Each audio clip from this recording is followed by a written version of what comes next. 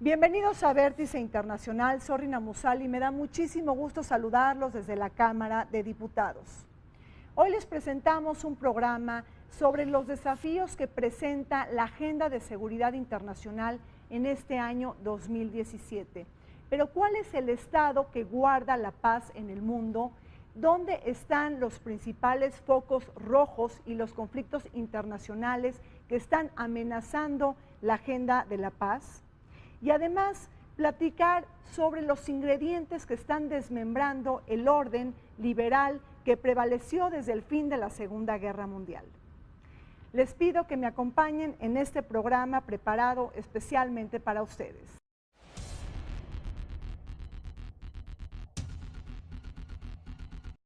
Cada vez el mundo se vuelve un lugar menos pacífico, intensificado principalmente por un aumento del terrorismo y niveles más elevados de inestabilidad política. Así lo asegura el Instituto para la Economía y la Paz, que desde 2007 elabora el Índice de Paz Global, una guía que mide el nivel de armonía de 163 países. El estudio utiliza indicadores como la cifra de guerras libradas y muertes estimadas en las mismas, el nivel de conflictos internos, las relaciones con estados limítrofes, el grado de criminalidad percibida en la sociedad y la cantidad de refugiados y desplazados, los cuales alcanzan ya los 60 millones de personas, casi el 1% de la población mundial. De igual forma, se mide el respeto por los derechos humanos, la posibilidad de actos terroristas, el índice de homicidios, el promedio de manifestaciones y criminalidad violenta, la suma de personas encarceladas, así como el número de agentes policíacos y cuerpos de seguridad. La violencia también tiene un impacto en la economía global, cuyo gasto corresponde al 13.3% del Producto Interno Bruto Mundial, que se destina a gastos militares, a los daños causados por los conflictos y a las pérdidas resultantes del crimen y la violencia interpersonal.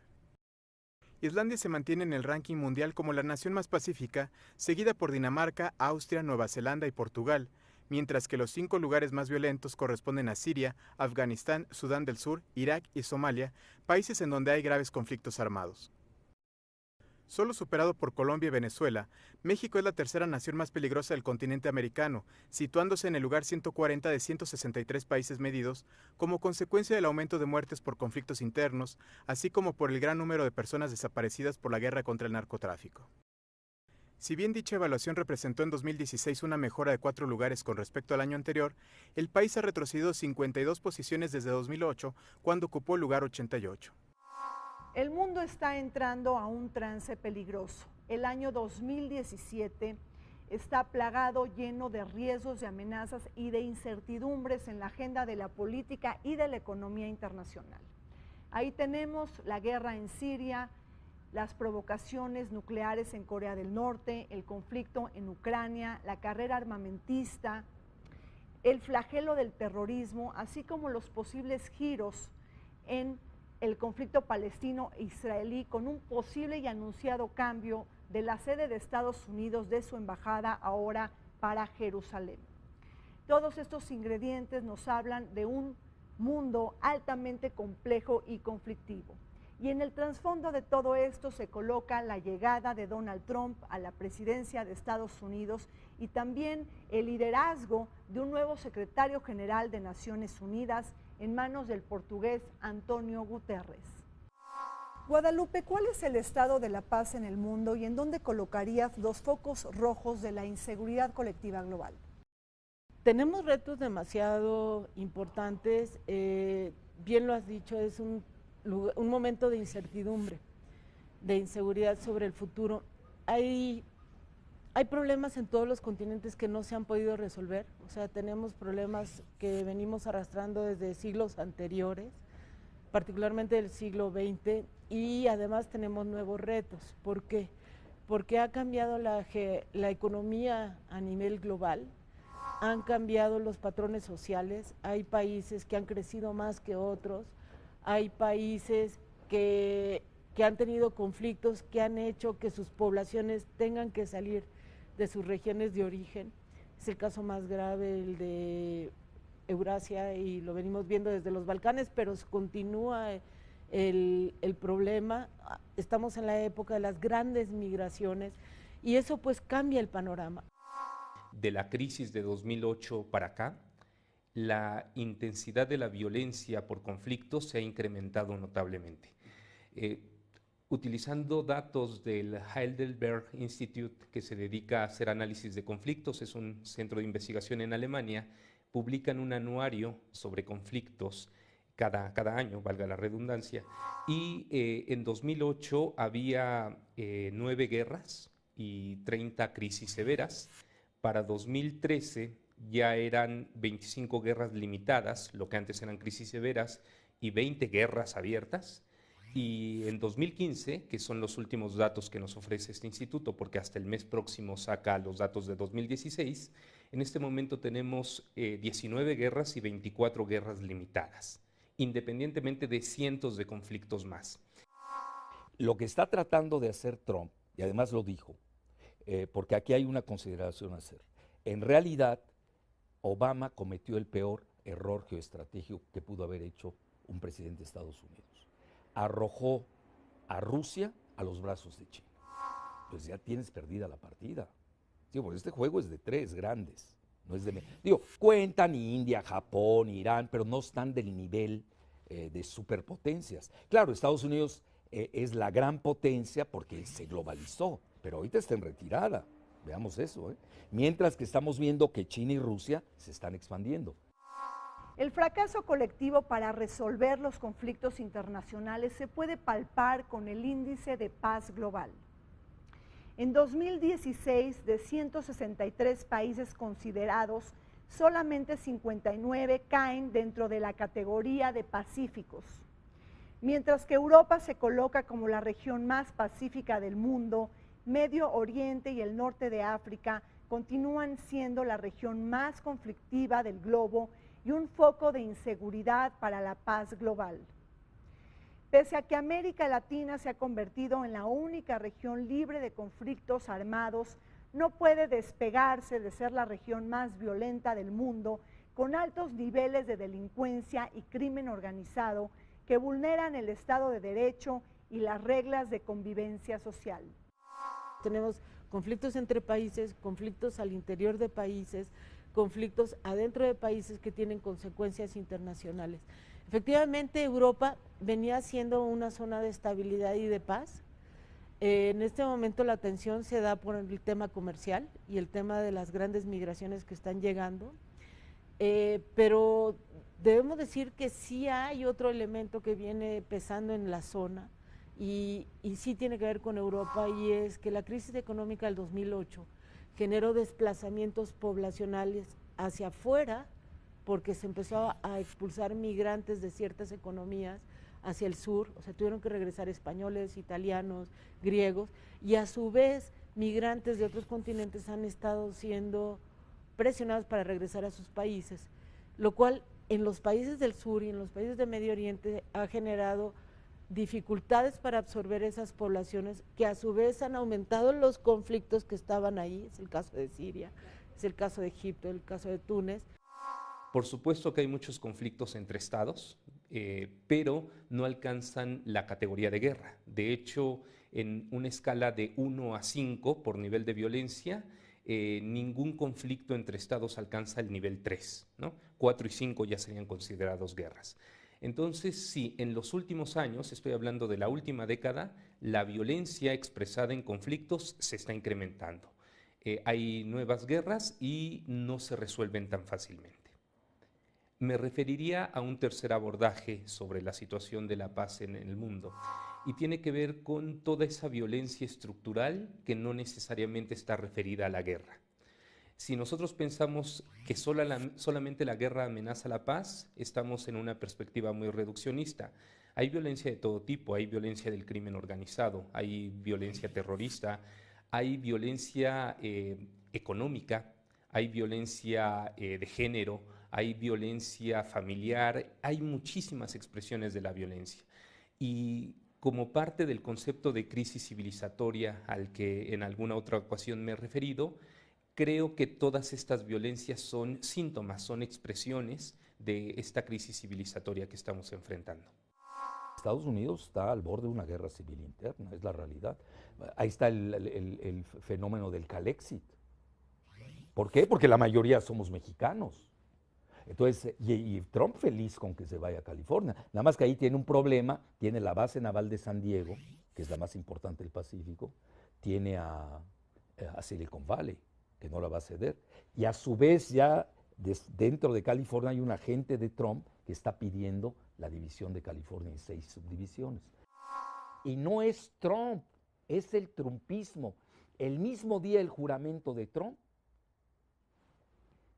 hizo su solicitud para la elección del 2020. Eso que no se pierda de vista. En Estados Unidos se tiene derecho, porque empiezan a recaudar. Ya lleva 10 días en el poder, 16 millones de dólares de recaudación. Entonces estamos hablando que esto va más allá de Trump. Es el trumpismo. El trumpismo es un modelo supremacista blanco. Y estamos regresando a la geopolítica de los puritanos del siglo XVII con el Mayflower. El reporte Tendencias Globales y Paradojas del Progreso, realizado por el Consejo de Inteligencia de la Unión Americana, advierte que el riesgo de conflictos entre naciones y dentro de ellas aumentará en los próximos 5 años hasta niveles no vistos desde la Guerra Fría.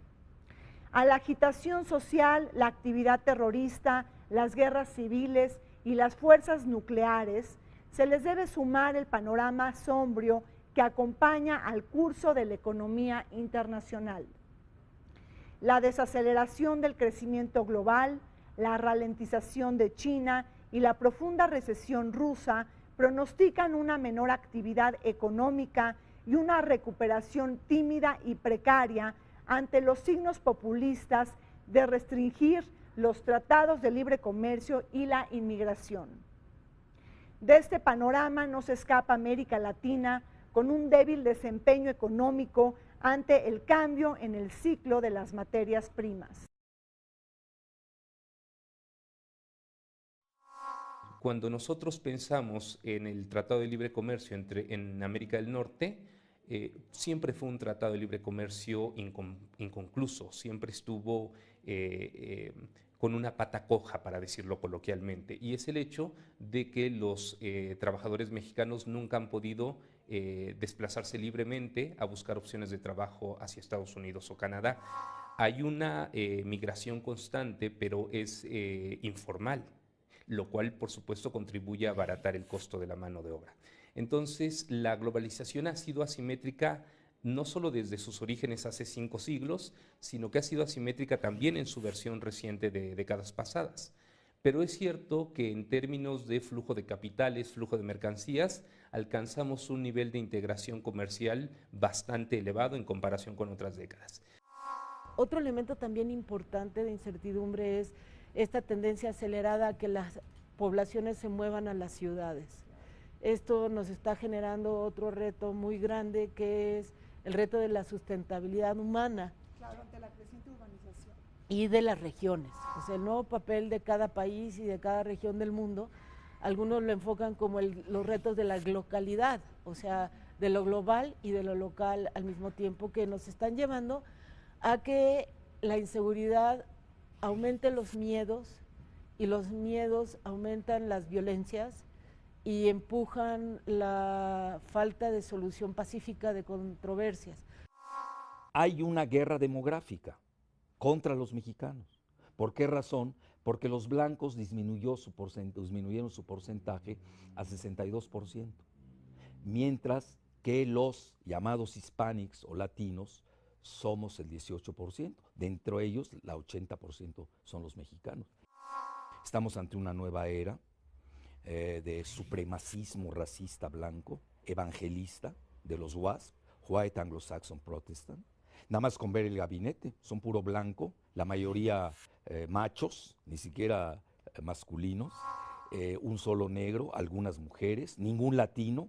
La página de la Casa Blanca que tenía en español ya la quitaron, entonces queda muy claro. En este año 2017 también se intensifican los cuestionamientos en torno a la globalización, una globalización asimétrica y dispar cuyos resultados no han beneficiado más que a las clases políticas, económicas y financieras, a contrapelo de lo que sucede con las clases medias y trabajadoras. Y es que la desigualdad que crece se ha convertido en un verdadero caldo de cultivo para el descontento social y sobre todo para el regreso de los nacionalismos, de los proteccionismos y del cierre de fronteras cuando estamos viviendo la peor crisis de migrantes y refugiados desde el fin de la Segunda Guerra Mundial. Ante este panorama poco alentador, también se le debe de agregar este sentimiento de desconfianza que muchos ciudadanos del mundo perfilan hacia sus instituciones y hacia la política de siempre. El dumping en la agricultura estadounidense, la política agraria común de la Unión Europea lo mismo que todas las normas sanitarias que imponen a las importaciones son manifestaciones escondidas de proteccionismo. Es decir, nunca en la historia ninguna gran potencia ha sido plenamente liberal en el sentido de libre mercado. Siempre hay instrumentos proteccionistas, aunque estos no se hagan evidentes. Pero quizás la expresión más asimétrica de la globalización, al menos de la versión de las últimas décadas, porque la globalización es de larga data, tiene una historia de por lo menos 500 años de progreso, de evolución. La característica más asimétrica de la globalización reciente tiene que ver con las restricciones al movimiento de personas entre fronteras. Si desde el punto de vista de la economía dominante del paradigma neoliberal, la mano de obra es una mercancía más, como cualquier otra mercancía también tendría que moverse libremente a través de las fronteras. Y esto no es así. El modelo de globalidad que vivimos en las últimas décadas ya llegó a su límite y ha puesto en la agenda las observaciones que desde el principio se plantearon sobre la globalidad. O sea, el problema del desarrollo, el problema de la inversión, el problema de la alimentación, el problema de la sustentabilidad, el problema de la educación. La diferencia está en que la igualdad no se ha resuelto, la inequidad ha crecido, o sea, hay mayor polaridad, pero por otro lado tenemos mayores herramientas que pueden, si se identifican correctamente, marcar una estrategia diferente de desarrollo.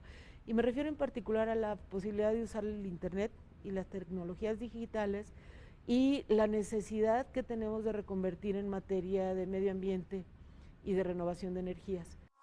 Estamos viendo un nuevo modelo de globalización intermedio y ahí me parece que van a surgir nuevas competencias comerciales y nuevas realidades y nuevas dependencias, porque entonces los países y las localidades a veces ya van a depender de la inversión no solo europea, no solo estadounidense, no solo latinoamericana, en el caso de América Latina, sino también de la asiática. Aquí lo que tenemos que ver antes que nada es el fracaso de la globalización. Hay una desglobalización. Por eso se da el Brexit. Es decir, la gente no tiene empleos. Es decir, se benefició el 1% de la población. Por ejemplo, con el TLCAN nuestro. ¿Quién se benefició más que nadie? Y hay datos duros. El narcotráfico. El mayor ingreso de México hoy es el narcotráfico. Mucho más que la maquila no deja nada. ¿Cuánto? 20,000 millones de dólares, no es nada. Benefició a 3 millones. Yo no sé por qué nos estamos matando por un TLCAN. Entonces, hay que ver muy bien esto. Entonces, estamos en una fase de desglobalización que lleva a proteccionismos. Estados Unidos perdió la globalización. La globalización económica la perdió con China. La globalización del software la estaba perdiendo con India. India ya desplazó a Japón del 4º lugar de la economía mundial. Y eso nos está diciendo. Bueno, y Estados Unidos estaba operando en Wall Street con la globalización financierista. Por eso, es que si no entendemos, porque hoy ya se traslaparon economía, finanzas, seguridad nacional y militarismo y geopolítica. No las puede uno soslayar, van ya todas juntas. Bueno, incluso el comercio se militarizó, eso no lo queremos ver en México.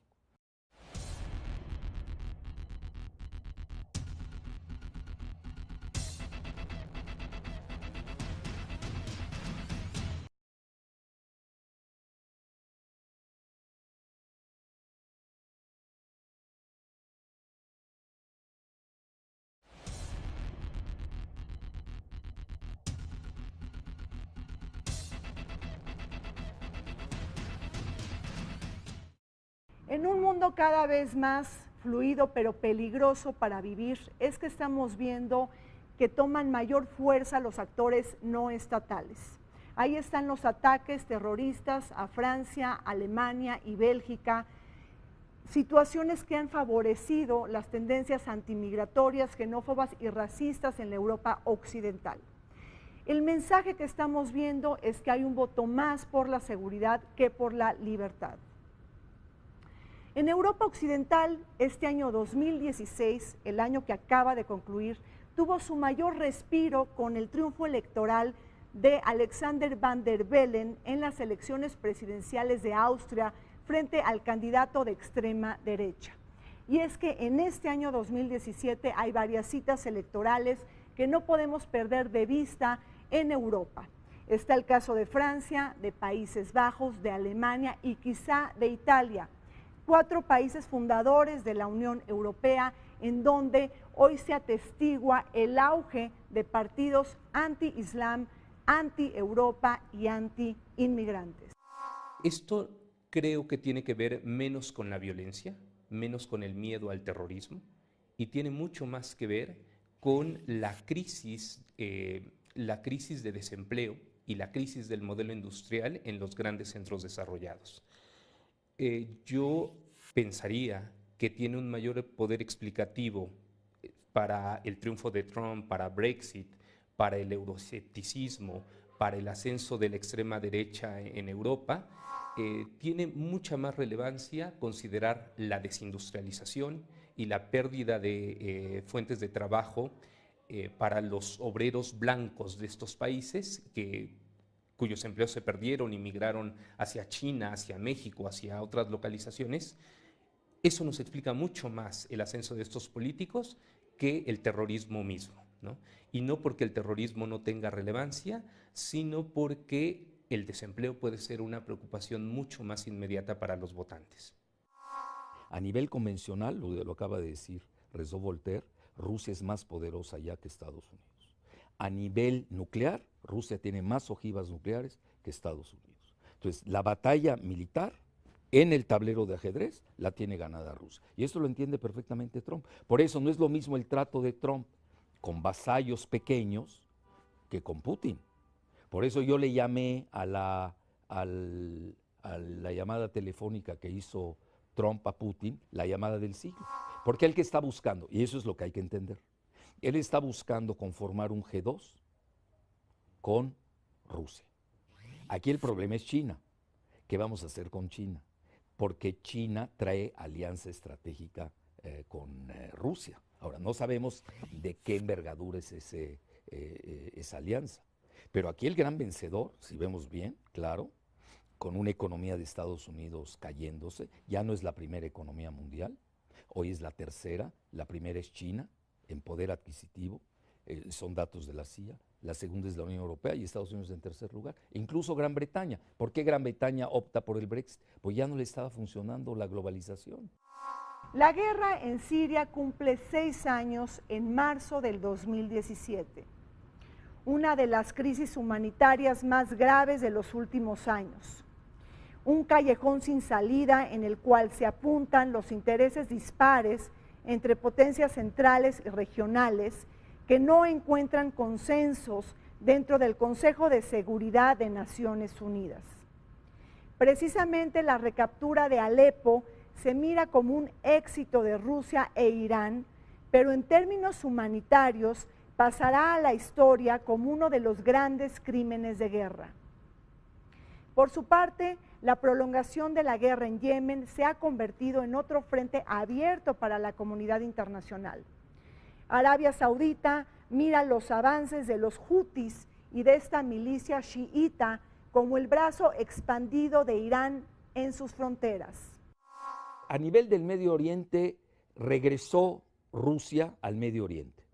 Ahora, a mi juicio, no va a ser así tan tajante que Rusia se lleve el Medio Oriente, no hay tal. Va a haber un acomodamiento, ese mismo G2 se acomoda en el Medio Oriente. En Siria, gran parte la va a tener la costa oriental del mar Mediterráneo y Siria la va a tener Rusia, pero van a haber otras partes que domine Estados Unidos. Eso no hay que perderlo de vista. Luego está el gran vencedor, guste o disguste, que es Netanyahu. Ya lo vimos incluso en el pleito de México con Trump. Netanyahu de Israel, primer ministro de Israel, apoyó a Trump. Pero no es porque esto va más allá. Primero que nada son los que van a construir el muro, que es un gran negocio. El muro de Estados Unidos con México, pero también el muro de Chiapas con Guatemala, que ese se nos está pasando por alto. Bueno, entonces México vamos a estar amurallados, ¿no? Literalmente. El gran vencedor es Israel, sin duda. A Irán la tienen en la mira, porque ese va a ser el gran favor que le van a dar. ¿Qué tanto Rusia va a defender a Irán? Es importante. ¿Qué tanto Rusia va a permitir que Irán siga en Yemen? Porque también ahí tenemos una agenda sunita chiita, que a alguien le convino. Pero eso ya se rompió, ¿eh? Tampoco aquí la agenda real es Rusia, Estados Unidos. No hay que equivocarse. Porque si uno se mete en esto chiita, sunita, se va a perder más con la nueva correlación de fuerzas. Por ejemplo, ahorita se está dando un acomodamiento entre Rusia, Turquía, Egipto, en relación a Siria, que era inconcebible el año pasado, como tú me decías después de Alepo. Bueno, lo que creo que nos estamos encontrando es que en los diferentes países del mundo se está replanteando con quién te vas a aliar respecto a tus intereses. Ese es un tema importante. Y eso ha generado divisiones adentro de los países. O sea, creo que un caso cercano a Grecia, pero que no es es el caso de Siria. O sea, en Grecia están dirimiendo el conflicto de una manera, mientras en Siria lo dirimen de otra. O sea, hay factores socioculturales diferentes. Sí hay diferentes iniciativas. Bueno, estamos viendo cómo en este mes se generó la Conferencia de Paz en París, por ejemplo, que en mi opinión es una de las iniciativas más importantes que ha habido de paz en la región. Es cierto de que la comunicación entre los grandes poderes se vuelve importante porque incide en estos procesos. Creo que desafortunadamente vamos a tener guerra para muchos años, como bien se dijo el año pasado. No va a depender de solo que Estados Unidos y Rusia se pongan de acuerdo, sí contribuye que ambos le apuesten al proceso de paz, pero recordemos que ambos países son externos a la región, o sea, y que ningún conflicto se va a resolver si los actores de la zona no se ponen de acuerdo. No solamente Alepo puede manifestar la consolidación de cierta presencia de Rusia en Medio Oriente, particularmente en el Levante, en el Mediterráneo oriental. Hay muchos más indicadores de este reacomodo de poder global por todas partes del mundo. Es decir, la consolidación de la presencia de China en África es otro ejemplo. También el reforzamiento de la presencia militar china, que en su llamada estrategia del collar de perlas, con una serie de bases militares en todas las costas del Océano Índico, el reforzamiento de su presencia en el mar del sur de China, la recuperación de Crimea por parte de Rusia. Son muchos los ejemplos que nos manifiestan que Estados Unidos ya no es el jugador geoestratégico dominante en todo el mundo. Regionalmente, ya China y Rusia pueden desplegar cierto poder que desplace a Estados Unidos. Los escenarios de confrontación entre potencias medias y centrales pueden avivarse ante el anuncio de Estados Unidos de aumentar su capacidad nuclear. Este objetivo choca con los acuerdos bilaterales entre Washington y Moscú de reducción de armas nucleares, una noticia desgarradora para el Tratado de No Proliferación Nuclear. Bajo esta lógica tomará revuelo la espiral armamentista y las amenazas nucleares, un escenario que encuentra eco en Asia con las tensiones en el mar de China Oriental y el nuevo anuncio del impredecible Kim Jong-un sobre los preparativos de Corea del Norte de lanzar un misil balístico de alcance intercontinental que incluso puede llegar a tierras de Donald Trump. Este escenario de alta tensión también encuentra lugar en Irán ante el posible abandono de Estados Unidos del acuerdo nuclear del cual son signatarios países como Alemania, China, Francia, Reino Unido y Rusia. El caso más extremo lo tenemos en Corea del Norte, un país que había firmado el Tratado de No Proliferación, del cual se retiró en el año 2003, por una situación muy simple. Corea del Norte vio a Irak atacado por Estados Unidos sin que nadie, ni la comunidad internacional, ni el Consejo de Seguridad, ni la ONU, ni Rusia, ni China, ni nadie pudiera hacer nada. Y desde el punto de vista de Corea del Norte, su única garantía de seguridad es tener su propio armamento nuclear. Corea del Norte ha estado desarrollando misiles balísticos cada vez de mayor alcance, algunos que ya alcanzan el mar de Japón, es decir, el alcance de los misiles coreanos puede sin ningún problema llegar a Corea del Sur, a Japón, no a las costas estadounidenses, por supuesto, pero no tenemos ninguna garantía, no hay ninguna certidumbre sobre el comportamiento futuro del régimen norcoreano. Incluso formó parte de la agenda que no se ha filtrado mucho de la llamada telefónica de Trump con Putin. Veamos rápidamente qué se filtró. Primero que nada, entre ellos dos. ¿Qué vamos a hacer con el rearme nuclear? A Estados Unidos le conviene disminuir el rearme nuclear. Y a Rusia no. Entonces ahí, esa es la más difícil. Bueno, a nivel del Medio Oriente hubieron 4 puntos, eso es interesante.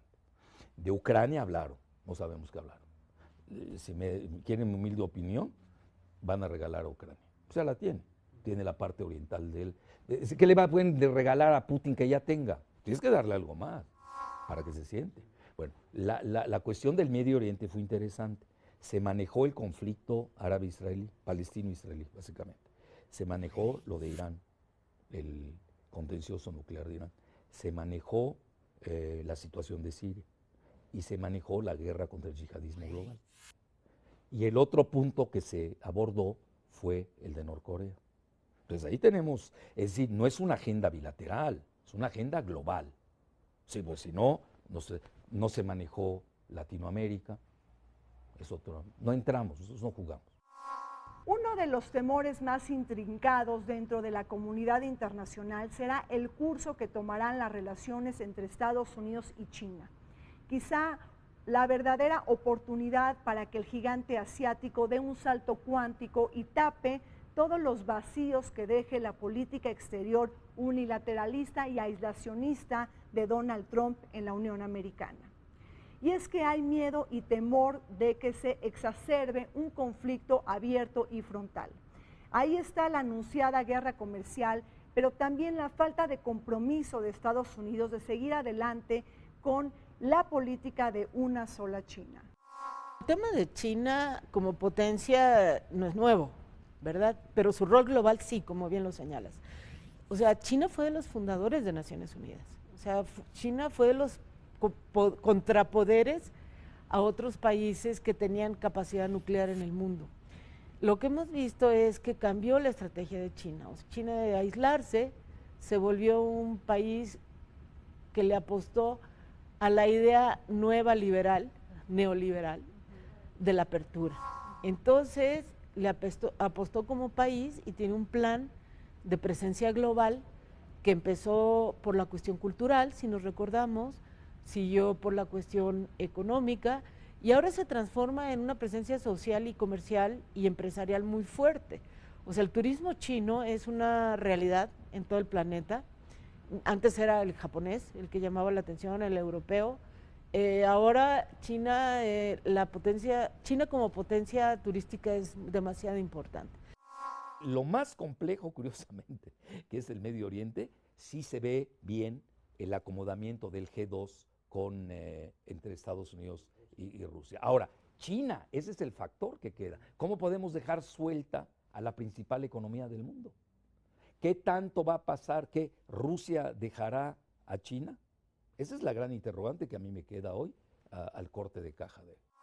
A China es a la que más le conviene la paz, porque China está ganando con la paz. Vean, desde 1978, que se da el acuerdo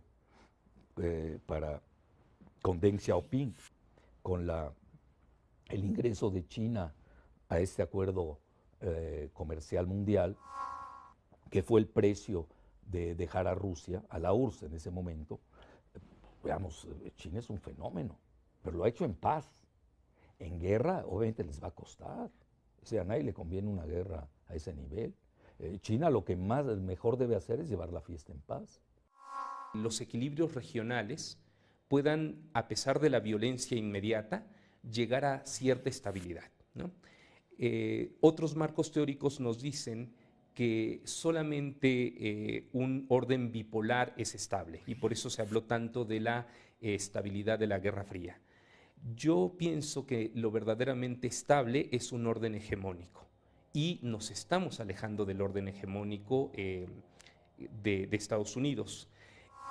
Yo no vislumbro que vaya a haber una nueva hegemonía en el corto plazo. Va a haber un conjunto de grandes poderes. Estados Unidos seguirá siendo primus inter pares, es decir, la mayor potencia mundial, pero ya no completamente dominante. Y esto es una situación muy, muy delicada, porque han sido precisamente en la historia pasada, en los siglos anteriores, las situaciones post-hegemónicas las que han dado paso a conflictos de mayor envergadura. El desorden político global tiene como trasfondo el desmembramiento del orden liberal a nivel internacional que fue impregnado después de la Segunda Guerra Mundial y que encontró como principales aliados a Europa y también a Estados Unidos. Y es que las ideas del libre comercio, de las sociedades abiertas, del respeto a los derechos humanos, está quedando por detrás de los intereses nacionalistas, supremacistas y racistas en muchos países del mundo occidental. Y es que estamos atestiguando un verdadero cambio en las reglas del juego internacional ante este profundo sentimiento antisistema que pudimos palpar con el Brexit, es decir, la salida del Reino Unido de la Unión Europea y la llegada de Donald Trump a la Casa Blanca. ¿Qué es lo primero que dijo Trump el día de su toma de posesión? Manufactura. $1 millón de dólares, creación de empleos, manufactura interna. Y a él no se mete en líos. Yo tengo déficit con X, Y, Z, hay que equilibrar esa situación. Ese es el problema de Alemania con Estados Unidos. Ese es el problema de México. Que no es cierto, es ficticio, está bien, son cifras. ¿Me explico? Porque en realidad a México nos deja migajas. Ellos meten $600 mil millones de dólares por el outsourcing, por la deslocalización, usan la mano de obra barata de nuestros obreros calificados y luego se llevan todo. Pues es de ellos, es decir, no es nuestro. Cuando hablan del comercio bilateral más grande del mundo, $600 mil millones de dólares, es una vacilada eso. Entonces, con Rusia estamos hablando de un negocio de $500 mil millones de dólares reales, tangibles. Ese sí es real. Ahora, ¿qué sucede? No es nada más eso, ya empezaron a quitar las regulaciones. Estados Unidos va a entrar a la desregulación financiera, pero también van a bajar sus gastos, eso es importante, en $1 millón de dólares al año. Es decir, 10.5 trillones en inglés o millones de millones en 10 años. En el sentimiento proteccionista también hay una gran variedad de posibilidades, porque una cosa es que yo cuide mi tierra, riegue el jardín, tenga acceso al agua, ¿verdad? Que es una manera de protección. Y otra cosa que estemos hablando de cierre de fronteras, de muros, de nacionalismos, de aniquilamientos de otras poblaciones que no piensan como yo, no son de mi misma cultura. Sí hay, la balcanización ya la veíamos venir. O sea, de hecho, la balcanización se viene dando desde los 80s en materia de Estado. Pero también vemos procesos de reunificación, o sea, y procesos de reconciliación. Y es el caso de Colombia, o es el caso de lo que estamos viendo para Chipre. O sea, sí, por primera vez, muy recordemos que la independencia de la India y de muchos países se dio precisamente cuando algunos países tuvieron que cerrar sus fronteras o reorganizarse. O sea, cuando Inglaterra recompone es cuando se da la independencia de India y de Pakistán. Aquí el tema es que si eso se va a hacer de manera pacífica y de manera colaborativa o a costa de los demás. ¿Y cuántos muertos va a costar? Angela Merkel es considerada como la última esperanza del mundo liberal. Su política de puertas abiertas, la bienvenida de Alemania de 1 millón de refugiados, su compromiso con el combate al cambio climático, su firme rechazo a la agenda racista y xenófoba, aunado al compromiso incansable de avanzar el proyecto integracionista y comunitario de la Unión Europea, es que la dejan coja por no ser un miembro permanente del Consejo de Seguridad de Naciones Unidas. Imagínense la composición del máximo orden de seguridad internacional si ganara la extrema derecha en las elecciones en Francia en el año 2017. Donald Trump, Theresa May, Vladimir Putin, Marine Le Pen y Xi Jinping. Si lo impensable ocurre y Angela Merkel pierde en los comicios alemanes del 2017, un tsunami político y económico tendría lugar en la Unión Europea. La crisis del modelo financiero internacional y del comercio que estamos viviendo, que está llevando incluso a la ruptura o al cambio de algunos tratados comerciales regionales, nos presentan un paradigma de cambio para el cual la gente no estaba preparada. Yo creo que el cambio en Naciones Unidas de secretario general y de modelo de funcionamiento en un momento en el que el nuevo secretario general está planteando la necesidad de colocar la paz y la convivencia y la tolerancia y el no caer en el miedo como un eje es central. ¿Por qué? Porque despacio que voy deprisa. ¿Qué quiere decir esto? Es cierto, puede haber cambios, puede haber modificaciones, puede haber desestructuraciones, pero el problema no está ahí, sino en el hacia dónde voy a construir. Cuando Trump dice la OTAN es obsoleta, pues ya de hecho le está regalando Europa a Rusia. Por eso Europa está aterrada, porque dicen nos van a repartir entre Rusia y Estados Unidos. Entonces Europa se va a volver un féretro y además Trump arremetió contra Alemania, le critica su política migratoria catastrófica y además ahí se va a una guerra de divisas, porque dice Alemania se ha aprovechado de la Unión Europea y del euro como vehículo para tener superávit comercial con nosotros. Entonces, hay varias guerras comerciales. Tenemos guerra comercial con Alemania, guerra comercial con China, que todavía no se desata, y la guerra comercial de México, que ya se desató.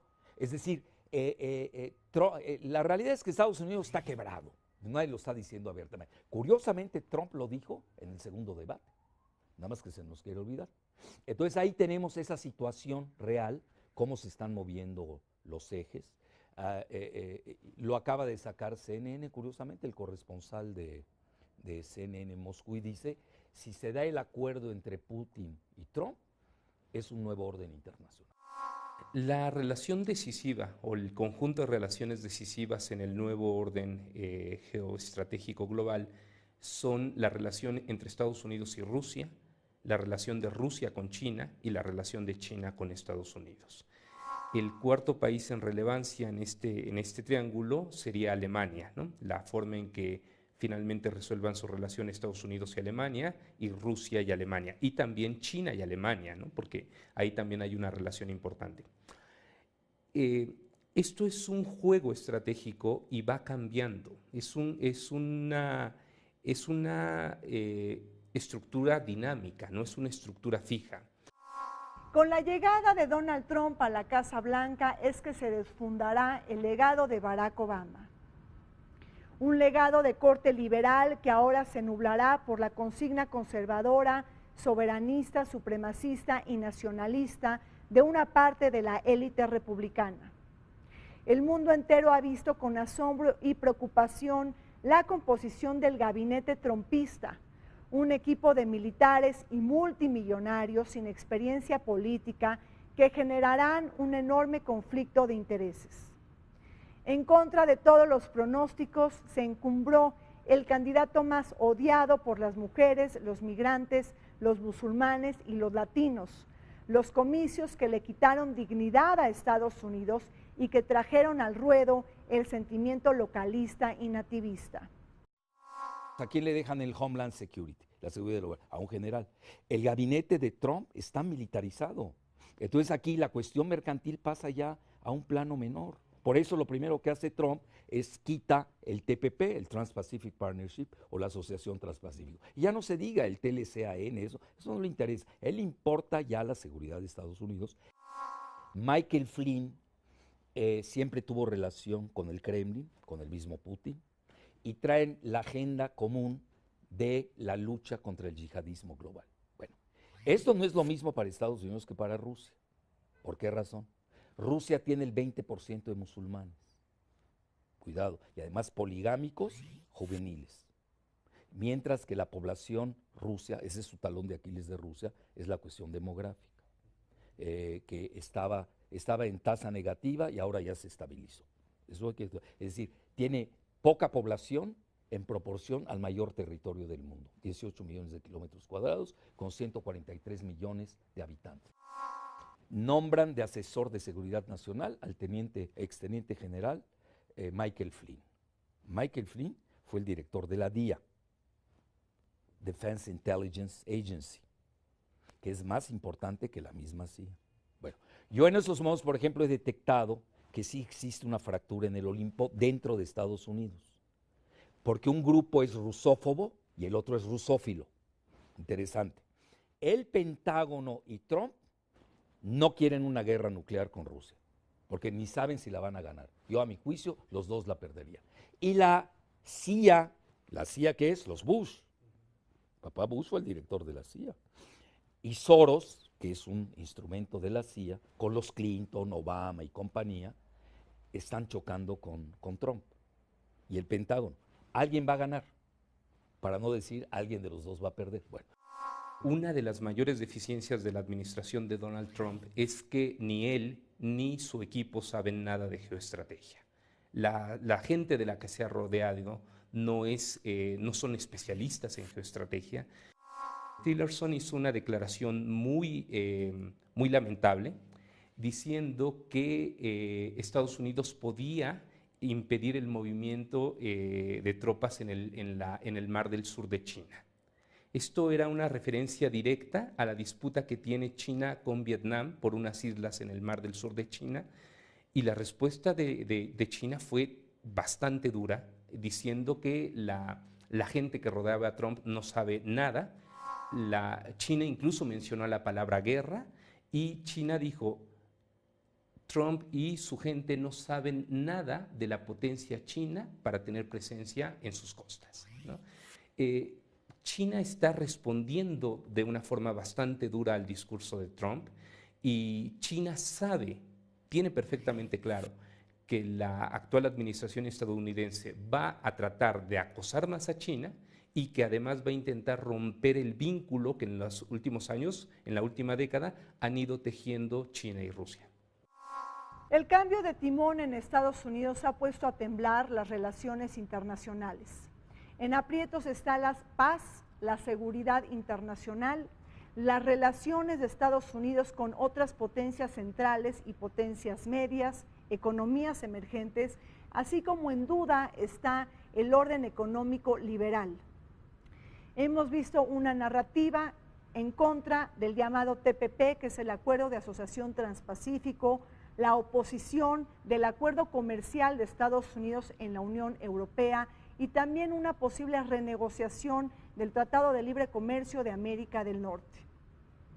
Y es que ante todo este panorama, la política exterior de Donald Trump pues ya muestra signos de escepticismo en las instituciones multilaterales de Naciones Unidas y además una negación de la diplomacia climática. Las posibilidades de que haya un acercamiento entre Rusia y Europa Occidental son muy grandes. Desde la situación actual puede parecer ridículo, porque pareciera ser que Europa se ve permanentemente amenazada por Rusia. Esto es cierto para Europa Oriental, pero no para Europa Occidental, que además depende intensamente del abastecimiento de gas ruso. Pensemos en un escenario hipotético en el que no hubiera OTAN.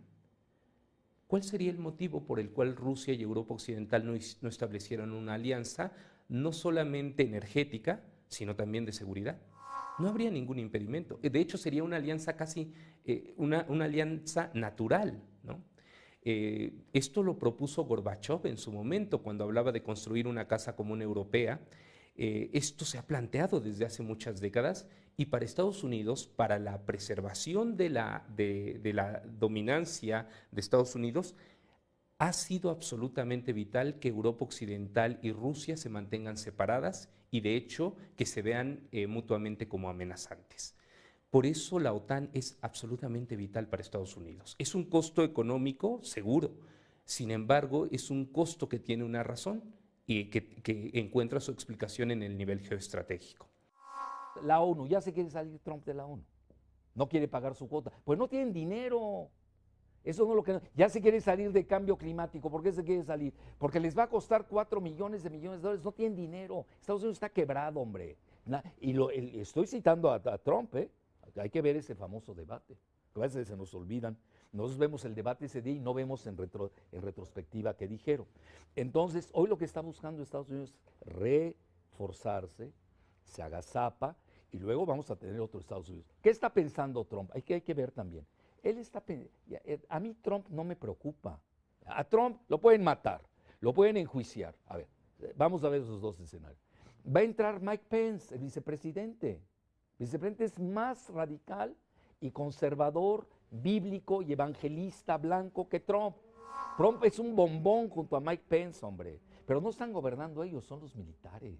Eso es lo que hay que ver. Estados Unidos ahora está en un cambio de piel, está viviendo literalmente un cambio tectónico de paradigma, que es lo que no estamos viendo. Estamos viviendo el equivalente a una tercera guerra mundial, pero muy diferente a la primera y la segunda. Ya empezó. Y vamos a tener reacomodamientos. Bueno, ni en las guerras mundiales se dieron esos reacomodamientos como los que estamos viviendo ahora. Eso es muy interesante. Entonces de aquí, la OMC, pues ya está caduca, hombre. La ONU, con un acuerdo Rusia-Estados Unidos, ¿a poco van a sentar a los... Yo soy muy eurocéntrico, ¿eh? Mi formación es eurocéntrica, pero tengo que ser realista. ¿A poco van a sentar a los europeos a la mesa de negociación? No sé si me estoy explicando. Entonces todo eso ya quedó atrás. Ese es el viejo orden mundial.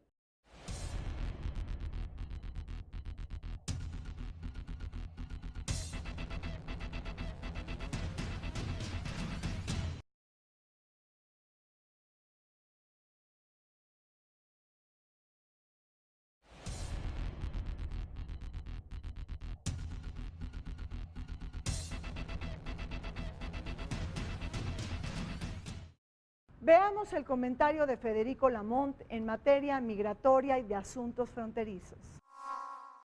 La firma de un acuerdo entre Unión Europea y las naciones de América Latina y el Caribe, que se suscribió en Madrid hace un par de años, adelantó los hechos que dramáticamente escenificó esta región durante 2015 y 2016.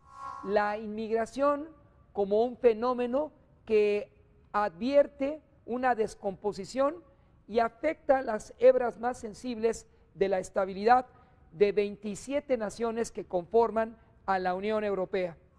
No es para menos recordar la advertencia de Pagini, italiano ex titular del Parlamento Europeo, quien señaló: hoy más que nunca y por encima de un conflicto de civilizaciones que pregonó Huntington hace 2 décadas, nos enfrentamos con una realidad: flexibilidad de nuestras fronteras o, caso contrario, mayor inestabilidad, porque hay naciones como Francia, donde el total de la comunidad musulmana ahora supera los 5.2 millones, y hay otras como Bélgica, cuya perspectiva de población advierte que en el 2040 podría ser mayor la actual minoría de ese origen que la población original. Entonces, la fórmula es sencilla. Pagini, presidente del Parlamento Europeo, dice: o flexibilizamos nuestras fronteras o mañana el problema nos va a rebasar a todos e incluso afectará las bases de la edificación de la Comunidad Económica Europea, posteriormente Unión Europea, y sus precursores, Schuman y Monnet, que advirtieron de la necesidad de crear un solo Estado libre a la circulación de mercancías, pero más importante, libre a la circulación de seres humanos, una realidad que contrasta con las medidas que Italia pone en el Mediterráneo a los inmigrantes que proceden del África del Norte, particularmente Libia, y más aún a los que hoy se debaten, pero en el este de Asia, en la región de Siria, que llevaron a cabo un arduo tránsito que los llevó también a la zona del Mediterráneo en Grecia, para llegar lamentablemente a presentarse en el sistema de cuotas de inmigrantes, es decir, lo que Alemania y Turquía pactaron en 2016 para que solamente en un tiempo perentorio lleguen a la Unión Europea aquellos que se porten bien o a la discrecionalidad de las autoridades muestren esa condición.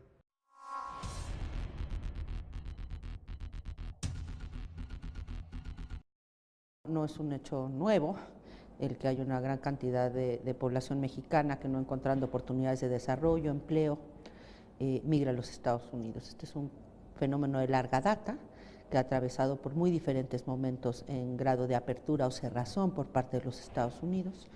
El primer dato de contexto que es muy importante es que desde hace ya varios años prácticamente la migración neta es positiva para los norteamericanos. O sea, ya no están entrando a los Estados Unidos más mexicanos de los que salen en el neto.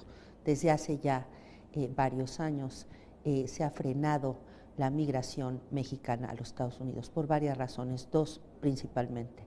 En particular, después de la crisis de los años 2008, entre 2007 a 2009, hay una lenta recuperación, pero sobre todo hay una recuperación que no genera tanto empleo como recuperaciones económicas previas.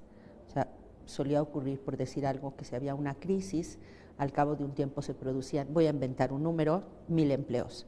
En esta ocasión se produjeron, haga de cuenta, nada más 600 empleos. Entonces es una recuperación sin empleo, incluso ha afectado esto mucho a los Estados Unidos. Una parte del votante de Trump es justo que perdió su trabajo durante la crisis y que cuando vino la recuperación ya su trabajo ya se había automatizado, ya lo está haciendo un robot o ya lo habían relocalizado a un país en donde esa función se podría hacer a menor precio. Esto como decisión de empresas norteamericanas, desde luego no de los gobiernos de los países receptores.